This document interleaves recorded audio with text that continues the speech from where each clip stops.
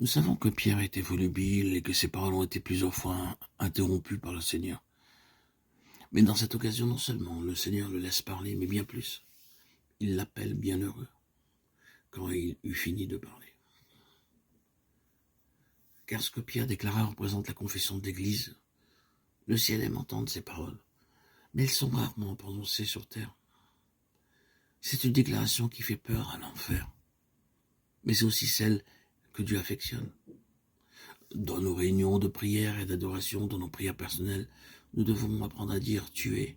Quand le Seigneur était sur cette terre, il a dit « Je suis ». Maintenant, nous sommes heureux de pouvoir répliquer « Tu es ». Il n'y a pas d'expression plus belle que celle-là. Ce « Tu es », c'est la déclaration fondamentale de l'Église, car elle repose sur le Seigneur lui-même. L'Église s'édifie sur la base d'une confession faite par les hommes face au monde et aux méchants concernant le Seigneur, qu'ils connaissent par la révélation. Après que Pierre eut confessé « Tu es le Christ, le Fils du Dieu vivant », le Seigneur répondit « Tu es bienheureux, béni Simon Bar Jonas. » Simon, c'est Pierre Bar, signifie fils, et Bar Jonas, bien sûr, veut dire le fils de Jonas. Le Seigneur mentionne son nom et dit « Tu es béni ». Il cite même le nom de son Père. Ainsi, ce Simon qui a été béni, ce n'était pas un Simon parmi d'autres, Simon, mais uniquement Simon, le fils de Jonas. Ensuite, le Seigneur lui dit « Tu es Pierre ». Tout cela nous montre que cette révélation est très personnelle, mais que cette déclaration ou confession est aussi très personnelle. Ceux qui n'ont pas fait cette confession ne peuvent avoir de part à cette bénédiction. Pour résumer tout cela, bien-aimés en Christ, frères et sœurs, chers amis, nous pouvons dire que ce rocher signifie trois choses. Ce rocher, c'est Christ, le Fils du Dieu vivant. Ce rocher, c'est Christ, le Fils du Dieu vivant que Dieu a révélé. Ce rocher, c'est Christ, le Fils du Dieu vivant que Pierre a confessé. Ce rocher auquel notre Seigneur fait allusion renferme ces trois significations. Et l'Église est édifiée sur ce rocher. Tu es Pierre, et sur ce rocher, ce roc, je bâtirai mon Église.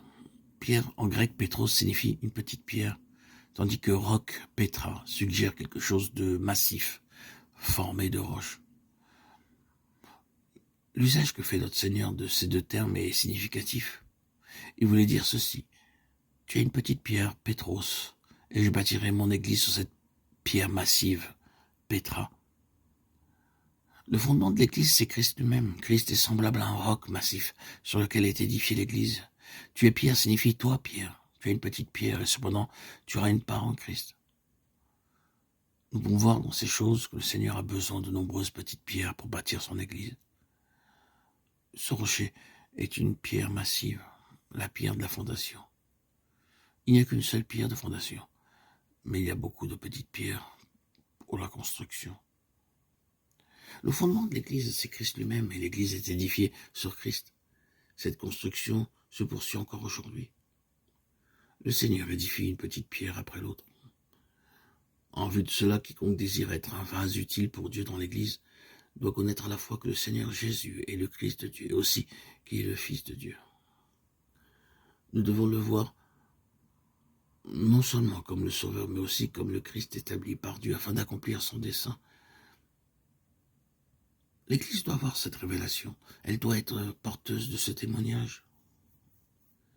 Elle doit pouvoir faire cette déclaration pour que les portes du Hadès ne prévalent pas contre elle. Toutes les tentations que le méchant pourra rassembler, toute son œuvre de mort, ne prévaudront pas contre cette Église. L'Église vaincra toute la puissance de Satan par la révélation intérieure de la personne de Christ et par la parole du témoignage exprimée ouvertement. Alléluia. Les portes du Hadès ne prévaudront pas contre elle et la mort sera engloutie par la vie. Car le Seigneur édifie son Église sur ce rocher.